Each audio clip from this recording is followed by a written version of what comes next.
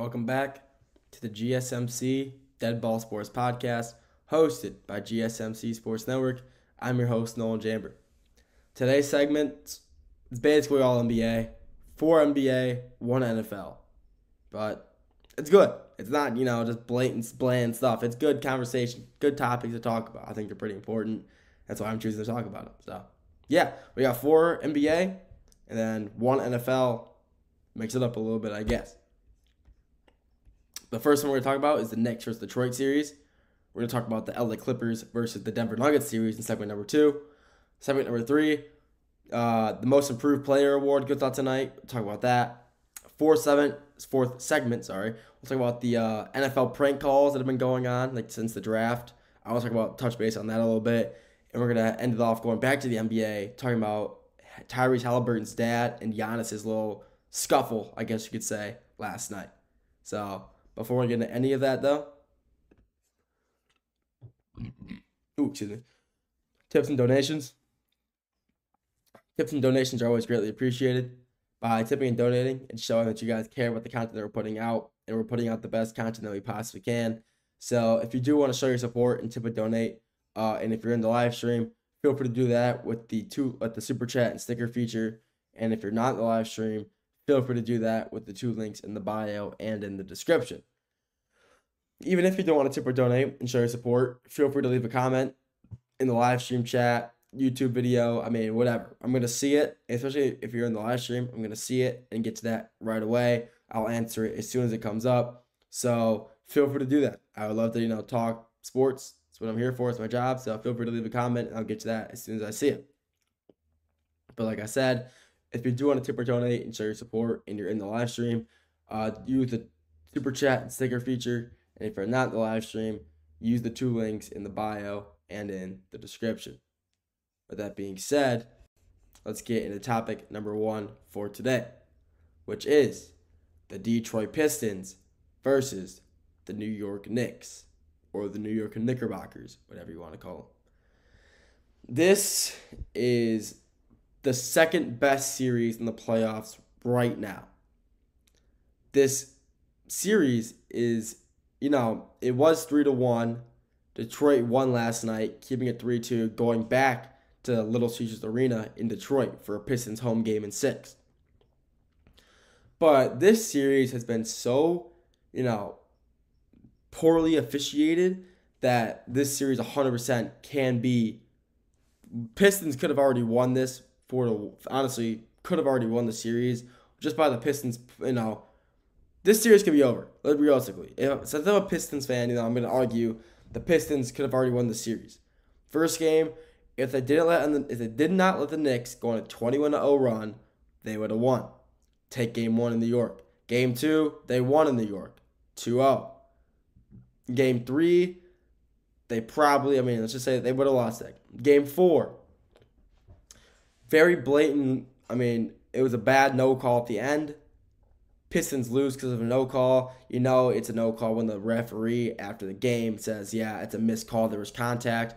Let's say, because they were down 1 when he shot that, when Tim Hardaway Jr. shot that 3 in the corner. He has 3 shots. Assuming he makes probably 2 of them, win the game. And last game, they won 106-103. So the series could right now be over 4-1 Detroit, but we're not getting into hypotheticals. This series in general has just been so good to watch. As a Pistons fan, I'm in love with, obviously, the Pistons. They're my team. And seeing this very young, very, inexperienced playoff team in general in the first round as a 6 seed playing very good basketball against the 3 seed New York Knicks, who, haven't really had that much success in the regular season this year. Yeah, they're a good team. They're 3 in the East. But when I mean success, they haven't beat the top tier teams.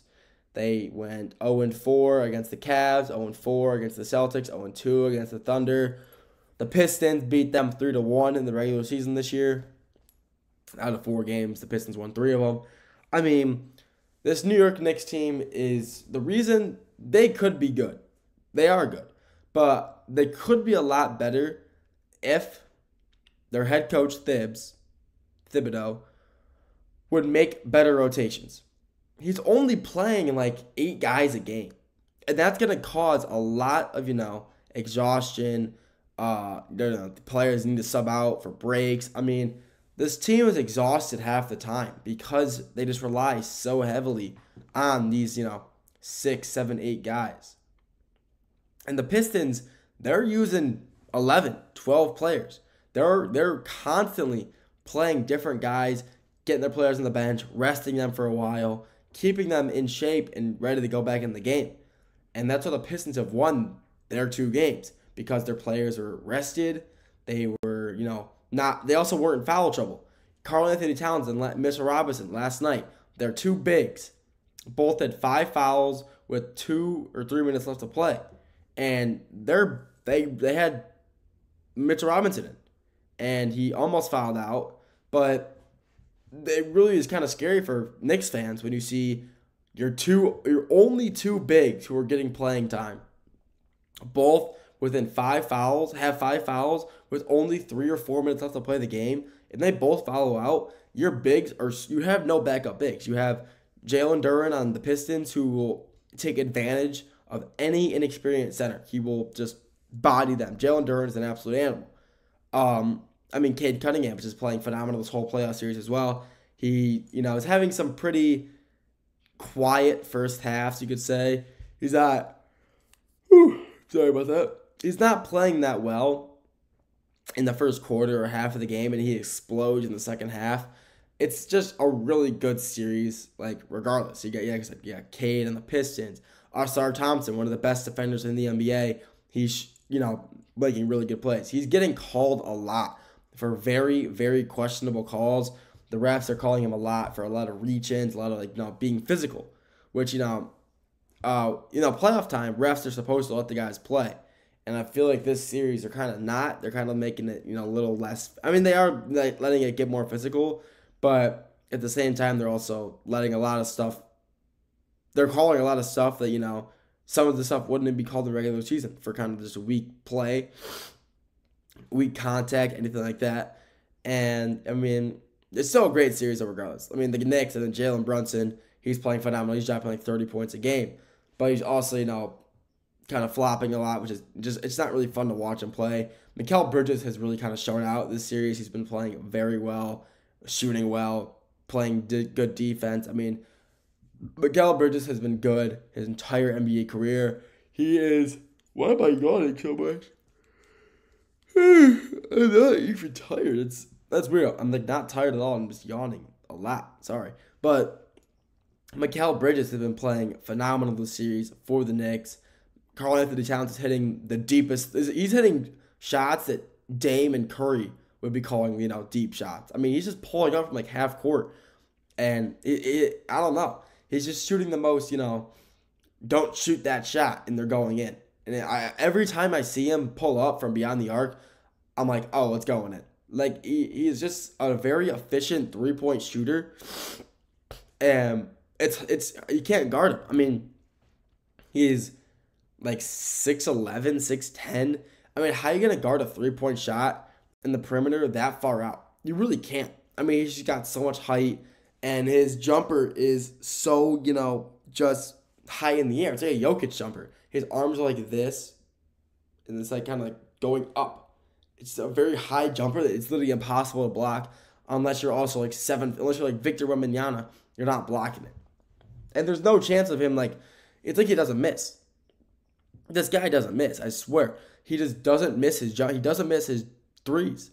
Every time I see him pull up, it's going in, and he can't guard it. But that's enough to talk about Karl-Anthony Towns. But, this series has been really good both ways. Tobias Harris has been really showing out for the Pistons, playing good defense on Karl-Anthony Towns when needed, shooting well. Same with Tim Hardaway Jr., same with Dennis Schroeder. Dennis Schroeder has been playing phenomenal this series, really kind of showing out in the playoff time. He's a great player overall, but this playoff series, he is really showing out to be one of the better players on the Pistons team for them so far this playoff series. And even with them down 3-2, he has not had a single bad game this series. He's been playing phenomenal, both sides of the ball, he's pressing Brunson at as soon as the ball's in, he's already in his face, pressing him. He's gotten a few steals out of that, resulting in some points for the Pistons, which is a really good thing to see. You know, these good defenders playing good defense, and it's resulting in, you know, good basketball. This is a very good series. I would say it's pretty evenly matched. I mean, with, you know, how little the Knicks rotate their players, I would say that it is. I mean, why am I yawning? I don't know why I'm yawning so much. This is so weird, but it's just a very evenly matched series. Yeah, especially with the little rotations that the Knicks have, it kind of giving the Pistons a chance to, you know, keep up. And with them playing again like I said, the next game is going to be in Detroit for the Pistons, which is going to be a very good game to watch. I'm excited. I mean, I hope this series goes to 7. I hope the Pistons can come down 3-1, because they've come down 3-1 before. The most recent time was, I believe it was like 2005, 2004. They came back down 3-1 from the Wizards in the first round of the playoffs, and it was phenomenal. So I would love to see, you know, another Pistons. I would love to see a Pistons come back down 3-1. Wouldn't be opposed whatsoever. And let's keep the series going. Let's hopefully get this win. Hopefully they get the win in LCA. Head back to New York for Game 7 in MSG. That's what any player lives for, honestly. Any NBA player ever has lived about playing a Game 7 in Madison Square Garden. And that would just be an amazing environment to play in, for especially, you know, not for the Pistons fans, I guess, or the Pistons players, because how loud it will be.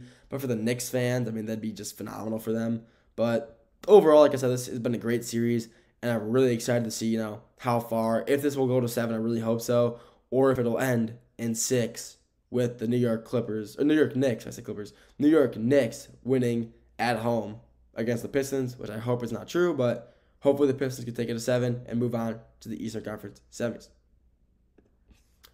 That's all I got for this segment. Next segment, we're talking about the best playoff series right now, the LA Clippers versus Denver Nuggets. After that, we're talking about the Kia Most Improved Player. 3 candidates for that. We'll talk about that. After that, we'll go to the NFL, talk about the prank calls that are going on that happened during the draft.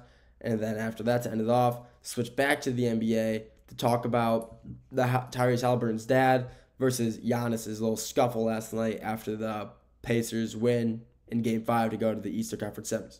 So we'll talk about all that after the break.